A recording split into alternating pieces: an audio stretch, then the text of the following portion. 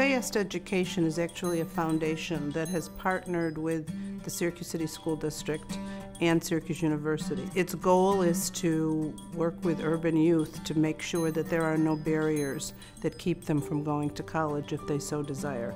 So they look at the barriers in health barriers, both mental health as well as physical health. They look at social emotional learning, they look at financial barriers, and then certainly academic barriers, and try to bring assistance to school children.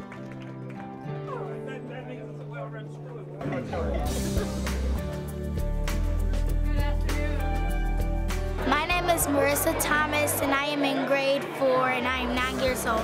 I would come here and I would go to my morning class, which is work, and then in the afternoon after I eat lunch, I will go to my SAYEST class, which is when we get there, we go and get our scrapbook journals and write what we did this morning. My name is Zachary Holloway. I am in 4th grade. For our grade, which was 3rd grade, it was TV and radio, sports broadcasting, and film and photography. I was in sports and broadcasting. The SAYEST Education program is currently in half of our schools. We are a school district of 32 schools.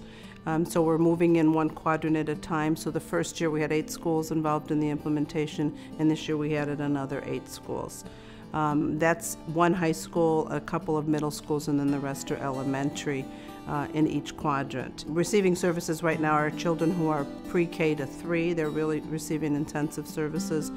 There are some services in the after-school programs for other elementary children, and then high school students would be receiving the benefits of assistance in college application, in FAFSA forms, and in scholarships to go to college. No matter what your economic background is, that now, thanks to SAYEST, you can have the opportunity to go to college and receive a quality education from such a prestigious private university such as Syracuse.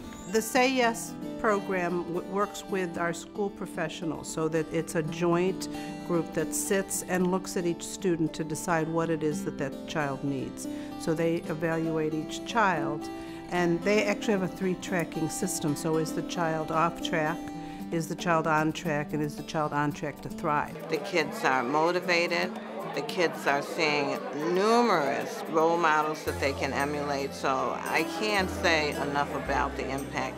And the program directors and the coordinators have come into the school and been part of the community. I think one of the most important parts of the SAYEST education program is that we have all of the stakeholders at the table. We have community organizations who provide after-school services. We have government officials. The mayor sits in. The county executive is involved. Certainly our teachers are at the table. Our teachers union is at the table. Syracuse University is at the table, and our school board members are there, so that everybody has had a chance to dialogue about the program. We have so many people around the table that have basically said, let's put all of our differences aside.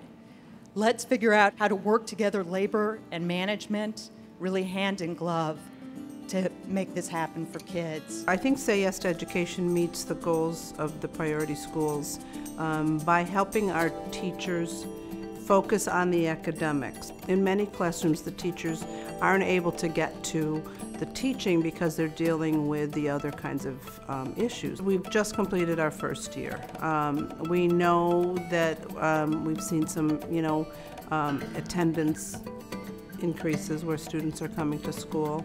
More through the incentive program with the college scholarships, we've seen more children who have gone to college. I think you should go to college because you get more education, and college helps you to learn more about what you want to be and take different kinds of classes.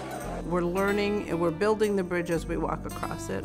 So what we hope that it's going to do for our schools is provide ways to eliminate the barriers that our children have, so that our teachers and our school-related professionals can get to the job of teaching, that you're not worried about who's hungry and who can't see and who has a toothache and who has asthma, because all of those things impact our school. So we're hoping that that's going to help us turn around our academic growth by dealing with those kinds of issues that our students deal with.